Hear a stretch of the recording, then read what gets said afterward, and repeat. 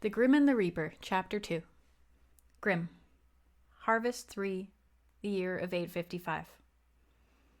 The Grimm could move like floodwater in the dark forest, creeping slowly, unseen and unheeded, until all at once his victims found themselves swept off their feet by the force of him. Lately he didn't bother with stealth. His prey in this world clomped across the forest floor, heavy feet awkward. As Tuog sauntered by some of his master's men, he took a moment to savor the fear in their eyes. Master.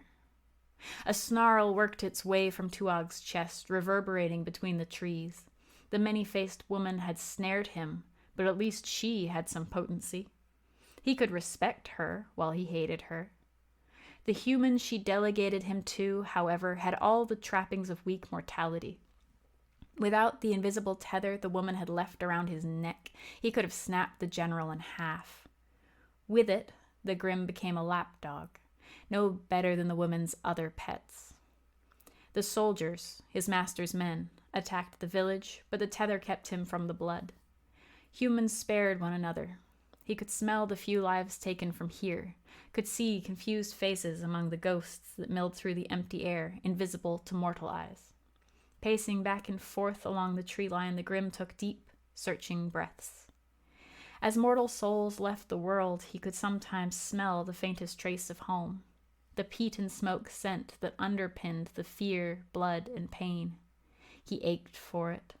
His need grew, and he leaned against his tether, pushing towards the village and the bright flames of life there, ready to be snuffed out.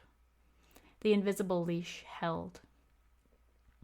Frustration growing hot in his chest, Tuog howled, knowing his master would hear it. The longer his master kept him from a kill, the harder he pressed his bonds, testing them as he strained to go home. His master forbade hunting after Tuog used one opportunity to smell as much of home as possible. Once, they had joined a real battle, and the Grimm had been set loose on the enemy. His master had needed the intervention of their mutual mistress to rein Tuog back in. His master grew more careful after that, only allowing him meals that sat so near death already that their souls barely clung to their bodies.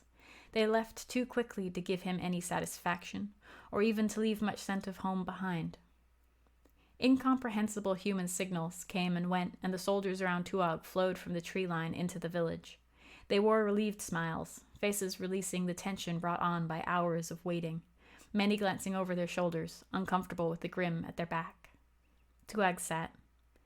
A meal would come soon, and he would milk any shred of home from it before it slipped from his paws. Perhaps this time he would find a way to follow them.